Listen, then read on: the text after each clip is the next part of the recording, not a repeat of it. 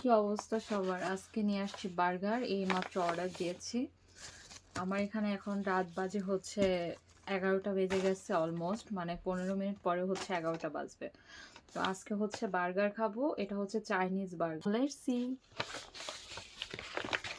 Guys, আজকে burger খাবো আর review দেবো। আসলে চায়নাতে বার্গারের মধ্যে কি কি থাকে সেটা রিভিউ দেবো, ঠিক আছে?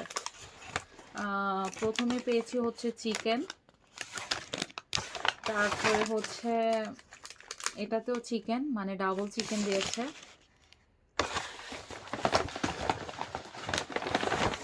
আর এখানে হচ্ছে বার্গারটা, সাথে হচ্ছে কোল্ড ড্রিঙ্কস, যেটা ছাড়া আমার চলবেই না। সো বেশি লেট করব না, কারণ আমি খাবারের জন্য চটপট করতেছিলাম। আর এখানে হচ্ছে লেখাই আছে মেড ইন চায়না, মানে হচ্ছে দোংগুয়া হানবাও। এ হচ্ছে আমার বার্গারটা। তো প্রথম বাইটটা আমি আগে নিয়ে দেখে আসলে কেমন লাগে, ঠিক আছে?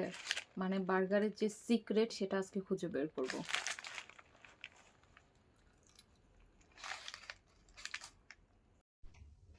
এই হলো বার্গারটা। মানে এত টাকা দিয়ে বার্গার কিনে যদি পাতাকপি খেতে হয়, তাহলে কি দরকার ছিল বলেন তো?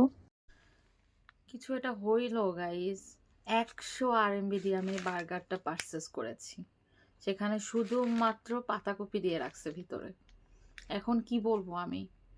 পাতাকপির সিক্রেট বার্গার নাকি বার্গারের সিক্রেট হচ্ছে পাতাকপি? আই ডোন্ট নো গাইস, আপনারা কমেন্টসে জানাবেন।